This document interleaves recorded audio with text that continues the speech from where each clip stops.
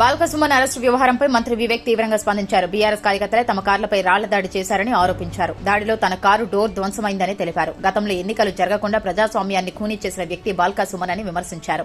ఈసారి మాత్రం నియమ నిబంధనల ప్రకారం ఎన్నికలు జరిగాయని స్పష్టం చేశారు. హింసాత్మక రాజకీయాలకు తాము తలొగ్గబోమని, చట్టపరమైన చర్యలు తీసుకుంటామని చెప్పారు. రాష్ట్రంలో శాంతి భద్రతలను భంగం కలిగించే ప్రయత్నాలు ఎవరు చేసినా కఠినంగా ఎదుర్కొంటామని హెచ్చరించారు. ప్రజాస్వామ్య ప్రక్రియను దెబ్బతీయాలనే కుట్రలను ప్రభుత్వం సహించదని స్పష్టం చేశారు.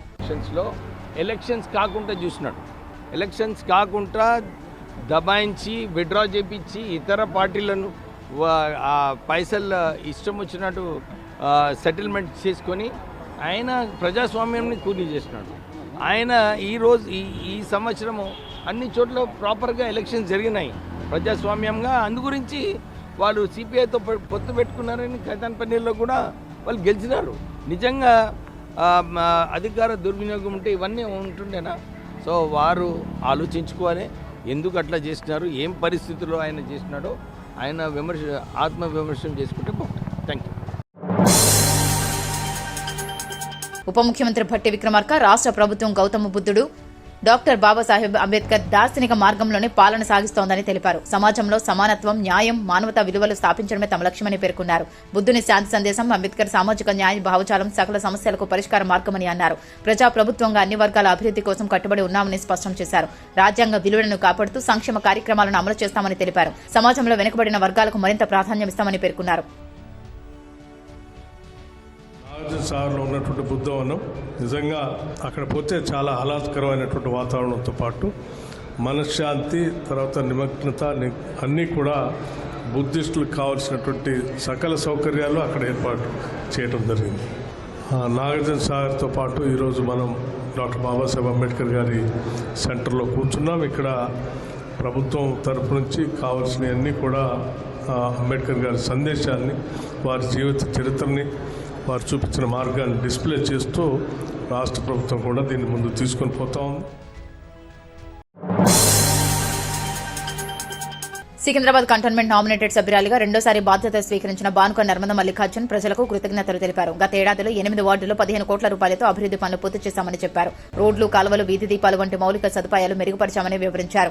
రాబోయే రోజుల్లో హెచ్ఎండీ ఆధ్వర్యంలో 313 కోట్ల రూపాయలతో ఆధునిక డ్రైనేజ్ వ్యవస్థ ఏర్పాటు చేయనున్నట్లు వెల్లడించారు. కేంద్ర రక్షణ శాఖ నుంచి 50 కోట్ల రూపాయల ప్రత్యేక నిధులు తీసుకురావడానికి ప్రయత్నాలు జరుగుతున్నాయని చెప్పారు.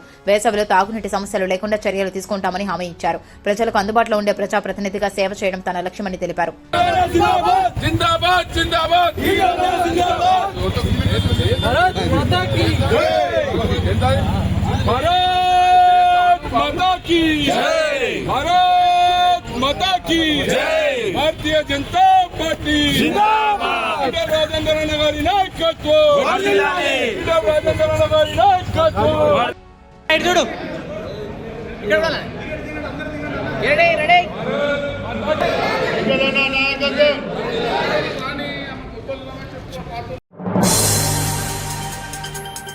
ఖమ్మం జిల్లా వైరా మున్సిపల్ చైర్మన్ గా ఎన్నికైన డాక్టర్ కాపా చంద్రకళ వైరాను మోడల్ మున్సిపాలిటీగా అభివృద్ది చేస్తానని ప్రకటించారు. అవినీతి రహిత పరిపాలన అందిస్తామని హామీ ఇచ్చారు. ప్రతి వార్డులో సమస్యలను త్వరితగతిన పరిష్కరిస్తామని తెలిపారు. Deputy CM Mallu Bhatti Vikramarka, MLA Maloth Ramdas Naik సహకారంతో సమగ్ర అభివృద్ది చేపడతామని చెప్పారు. తన విజయంలో మద్దతు ఇచ్చిన వారందరికీ కృతజ్ఞతలు తెలిపారు. స్థానిక ప్రజలతో సమన్వయం చేస్తూ పారదర్శక పాలన అందిస్తామని వెల్లడించారు.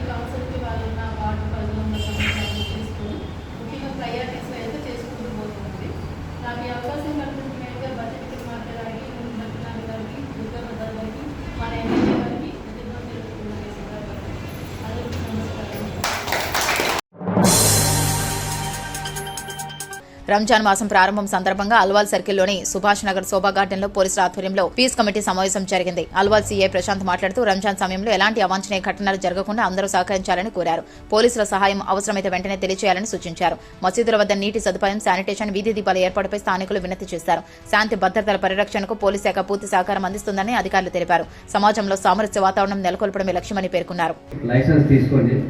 ప్రేయర్స్ జరిగేటప్పుడు కూడా మన ఉమర్ భాయ్ చెప్పినట్లు ఒక 2-3 వాలంటీర్లు పెట్టండి.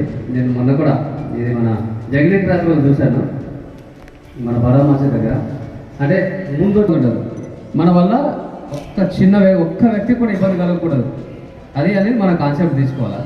సో అదొకసారి మనం ఉంటాము, మన మిత్రులు కూడా వాలంటీర్స్ ఒక సిస్టమేటిక్గా పార్కింగ్ పెడితే అట్లెందుకు మా వెహికల్ రాకుండా మొత్తం గీతలు పట్టాయి మనం పోలీస్ వెహికల్ పెద్ద దాంట్లో.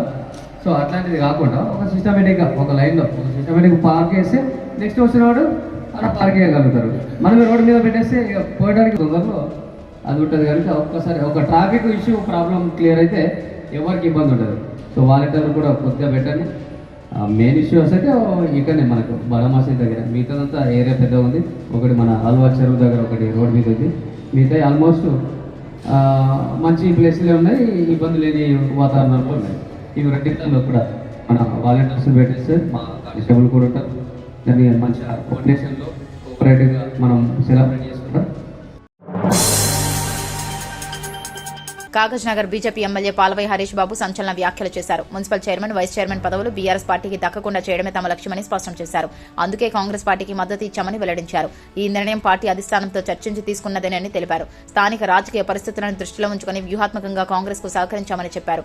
బీఆర్ఎస్ ను అధికారంలోకి రానియకుండా చేయడంలో తాము సఫలమయ్యామని వ్యాఖ్యానించారు. ఈ ప్రకటనతో స్థానిక రాజకీయాల్లో చర్చలు చెలరేగాయి. బీజేపీ, కాంగ్రెస్ మధ్య ఉన్న పోటీ నేపథ్యంలో ఈ వ్యాఖ్యలు ప్రాధాన్యం సంతరించుకున్నాయి. రాజకీయ ప్రయోజనాల కోసం తీసుకున్న నిర్ణయమా లేక వ్యూహాత్మక అంచనా ఫలితమా అనే చర్చ రాజకీయ వర్గాల్లో కొనసాగుతోంది. మాకు కావాల్సింది ఏంటంటే బీఆర్ఎస్ వాళ్ళు చైర్మన్ సీట్లో కూర్చోవద్దు, బీఆర్ఎస్ వాళ్ళు వైస్ చైర్మన్ సీట్లో కూర్చోవద్దు. మేము తప్పుకుంటే బీఆర్ఎస్ క్యాండిడేట్ చైర్మన్ అవుతాడు, మేము తప్పుకుంటే బీఆర్ఎస్ క్యాండిడేట్ వైస్ చైర్మన్ అవుతాడు. అందుకని మేము తప్పుకోలేదు. పార్టీ అధిష్టానం కూడా మేము చెప్పిన లోకల్ ఫ్యాక్టర్స్ను, లోకల్ పరిస్థితులను అంచనా వేసి మేము ఇక్కడ నిర్ణయం చేస్తున్నామని పార్టీ అధిష్టానాన్ని కూడా చేసినాం. ఇవాళ ఒక బీఆర్ఎస్ ఏతర వారికి కాకుండా మేము చేయగలిగినాం. దాంట్లో మేము చాలా సక్సెస్ఫుల్ అయినాం. కాంగ్రెసు, బీజేపీ లోపాయకారి అని కొంతమంది నాయకులు అవాకులు చెవాకులు పేరుతారు. లోపాయకారి కాదు, ఇక్కడ అండర్స్టాండింగ్లో పోయినాం. ఎందుకు అని అంటే ఒక లక్ష్యం కోసం. మూసీ నది ఒడ్డున భారీ గాంధీ విగ్రహం ఏర్పాటు ప్రతిపాదనపై స్థానిక కుటుంబాలు ఆవేదన వ్యక్తం చేస్తున్నాయి. 5,000 కోట్ల రూపాయల వ్యయంతో విగ్రహం నిర్మాణం కోసం భూసేకరణ నోటీసులు ఇవ్వడాన్ని వారు తీవ్రంగా వ్యతిరేకిస్తున్నారు. తమ ఇళ్లను ఖాళీ చేయాలని చెప్పడం అన్యాయమని పేర్కొంటున్నారు. మూసీ సుందరీకరణ పేరుతో 450 కుటుంబాలను రోడ్డు మీద పడేస్తే తాము ఎక్కడికి వెళ్లాలని ప్రశ్నిస్తున్నారు. కష్టపడి సంపాదించిన డబ్బుతో ఇళ్లు నిర్మించుకున్నామని వాటిని కూల్చేయడం తగదని అంటున్నారు. ప్రభుత్వం ఇలాంటి చర్యలు తీసుకుంటే న్యాయం కోసం ఎవరిని ఆశ్రయించాలని ఆందోళన వ్యక్తమవుతోంది. అభివృద్ధి పేరుతో సాధారణ ప్రజల జీవనాధారాన్ని దెబ్బతీయకూడదని వారు కోరుతున్నారు. ఈ అంశం ప్రస్తుతం రాజకీయంగా కూడా వేడుకుతోంది. ఏ ప్రభుత్వంలోనూ లేదు, ఈ ప్రభుత్వంలోనే మాకు వచ్చింది. అసలు ఏ ప్రభుత్వం కూడా మమ్మల్ని చక్కగా హ్యాపీగానే ఉంచారే.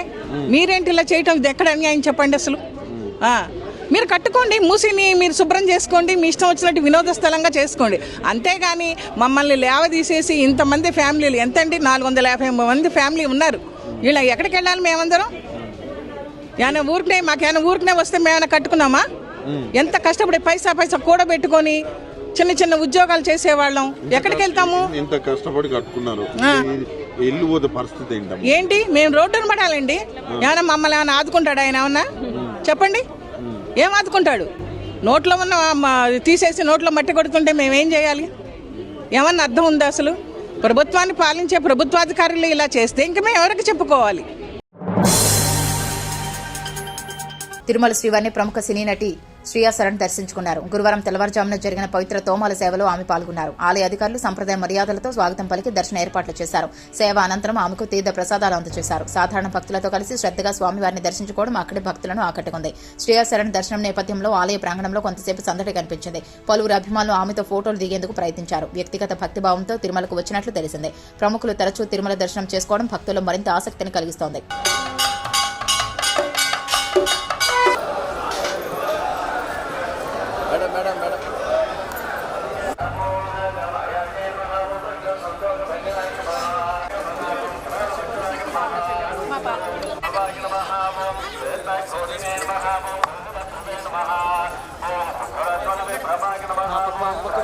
నమః